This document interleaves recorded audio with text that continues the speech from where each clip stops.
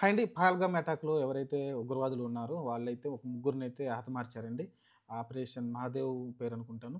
ఆ పేరుతోటైతే నిన్న పార్లమెంట్ సెషన్‌లో దీని గురించి చర్చ నడుస్తోంది. పహల్గామ్ అటాక్ గురించి. జరిగే టైంలోనే కాశ్మీర్‌లో ఒక దట్టమైన అడవిలో అయితే వాళ్ళైతే టెంట్ వేసుకొని కూర్చున్నారు.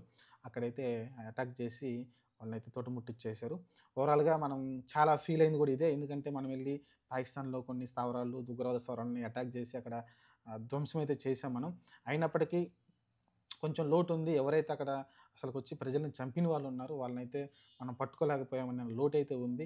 వాళ్ళు మొత్తాన్ని గాలింపైతే చేయడం గాలింపు చర్యలైతే చేపట్టారు. ఫైనల్‌గా అయితే వాళ్ళలో ఒక ముగ్గురినైతే పట్టుకోవడం చూసాం మనమైతే. ముగ్గురినైతే చంపేశారు. ఎన్‌కౌంటర్ చేసింది. ఇది ఖచ్చితంగా ఎవరైతే వాళ్ళు కోల్పోయిన ఆహ్,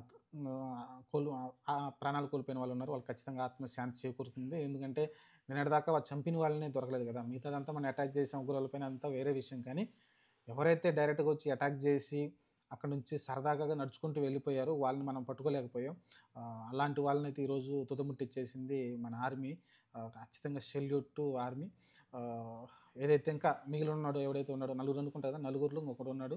వాడిని గూడా ఖచ్చితంగా పట్టుకొని వాడిని గూడా క్లోజ్ చేస్తే ఓ పనయిపోతుంది.